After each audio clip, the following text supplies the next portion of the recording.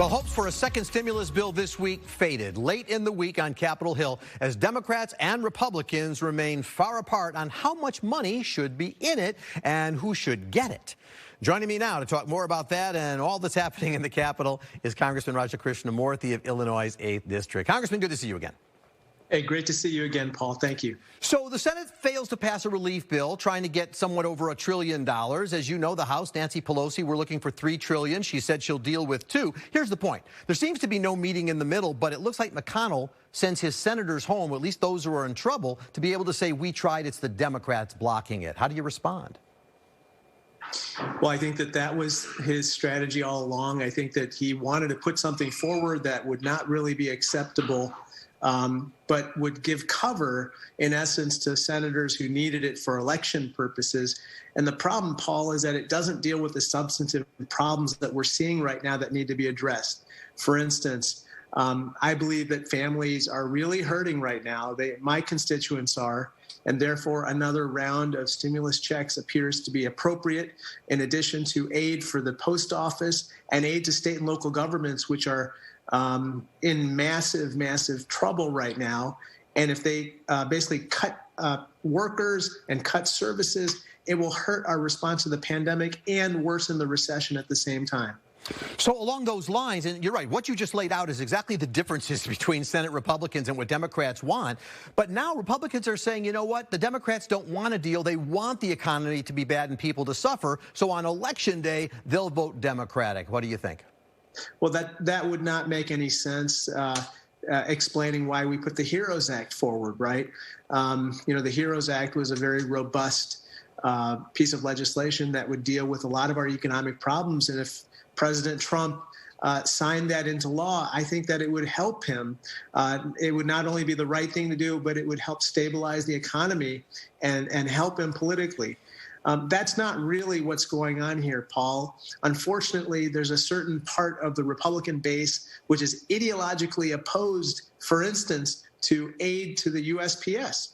The Postal Service needs assistance right now. We especially need to make sure the mail arrives on time as we approach election season, when so many mail-in ballots are about to be sent, a record number because of the COVID pandemic. I want to follow up on that, because when Postmaster General DeJoy said, all right, he'll stop taking away post office boxes and sorting machines, but then when asked clearly by your colleagues, will you replace the ones you've taken out, he said no, emphatically. Can Congress do nothing about that? Well, actually, right now we are in the process of doing a couple things. One, we've served him with a subpoena to get further records as to exactly what those operational changes have been, what has been the impact in terms of mail delivery times and service standards for people, and how do we reverse it. You are correct. He's willing to suspend further operational changes, but he's not willing to reverse the damage. And unfortunately, when you don't put those hundreds and hundreds of post office mail sorting machines back in service, you're basically going to hamper the USPS's ability to process those mail-in ballots. And when the president says that he's trying to hobble mail-in voting, when he says he wants to defund the Postal Service, it just adds to the suspicion that this is an electoral or a political move, not an operational one. You know, this past week, as you know, the Bob Woodward, some parts of the book starting to leak out. We have the president on tape. He knew back on February 7th just how bad this pandemic would be. I think a lot of Democrats said, well, look, that's it. He let the country down. As Joe Biden said, he raised the white flag. But of course, just tune into Hannity the night that came out and the president was on there, and you basically said, look what he did. He cut off travel from China. He did all these things. Those are the acts of a strong leader. So, I mean, once again, it's as though there's really nothing the president does, says, on tape or not, that would convince anybody to move off of the way they currently think. Well, I think that there are some people who are undecided, but you are correct that a lot of people have made up their minds. But I think that for those people who remain undecided or who are not really sure about how they're going to vote, I think that initial delay in responding to the pandemic, as well as downplaying its significance, even as his intelligence officials, his national security advisor, and others told him this will be one of the most significant epidemics or pandemics we've ever seen, and certainly the most significant health issue of your presidency, I think it will sway people. But it really goes to the issue of have we handled this pandemic as well as we should, with 191,000 people dead, an economy that is really hurting, and families that are hurting? I don't think the answer could be anything but no.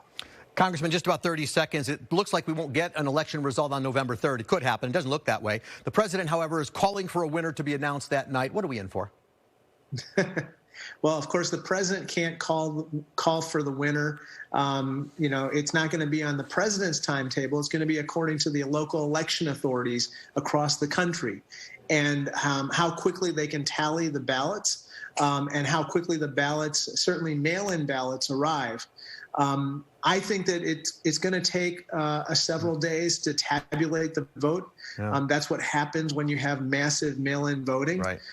That being said, I would just urge all of your viewers and everyone else to make a plan to vote, and to either vote early or send in their ballots early, or if they decide to vote in person, that's fine, but to do so safely and to make a plan for that as well. All right, 8th District Congressman Krishnamoorthin, always good to see you, sir. Thank you so much. Safe travels. Hey, thank you so much, Paul.